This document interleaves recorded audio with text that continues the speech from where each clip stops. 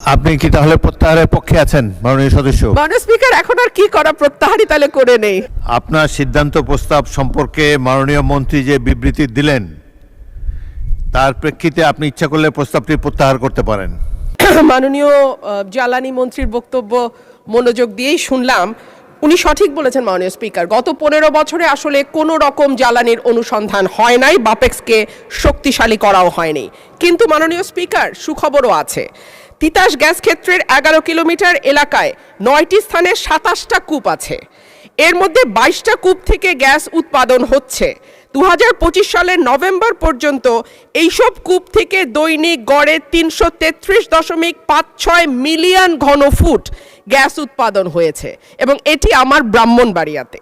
এর মধ্যে আরও একটি সুখবর আছে মাননীয় স্পিকার, এই মাসের 19 তারিখ থেকে ব্রাহ্মণবাড়িয়ার তিতাস গ্যাস ফিল্ডে নতুন গভীর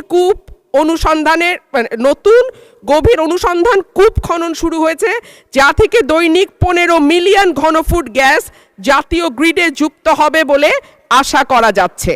5.6 কিলোমিটার গভীর এই কূপটি খননে প্রায় 7 মাস সময় লাগবে, এবং এটি দেশের জ্বালানি সংকট মোকাবেলায় একটি বড় ভূমিকা রাখবে বলে আমরা আশা করছি। মাননীয় সদস্য, আজকে আমরা খুব টাইম কনস্ট্রেন্টে আছি।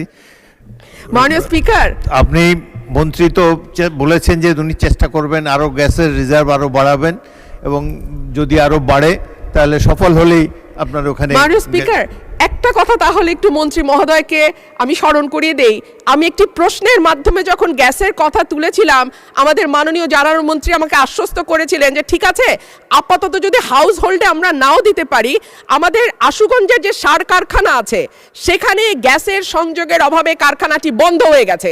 মাননীয় স্পিকার, মাননীয় মন্ত্রী যদি অন্তত সার কারখানায় গ্যাসটা দেয়, তাহলে আমি আমার এলাকার মানুষের কাছে একটু মুখ দেখাইতে পারি। মাননীয় স্পিকার, ধন্যবাদ। মাননীয় মন্ত্রী,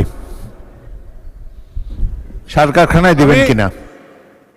মাননীয় সংসদ সদস্য রুবিন ফরহাকে একটা সুখবর দিতে চাই যে 1 তারিখ থেকে আমরা, যদিও বিদ্যুতের উৎপাদন আমাদের ক্ষতিগ্রস্ত হবে, তারপরে দেশের কৃষির কথা চিন্তা করে আমরা 1 তারিখ থেকে ফার্টিলাইজার ফ্যাক্টরিতে গ্যাস দেওয়ার সিদ্ধান্ত নিয়েছি।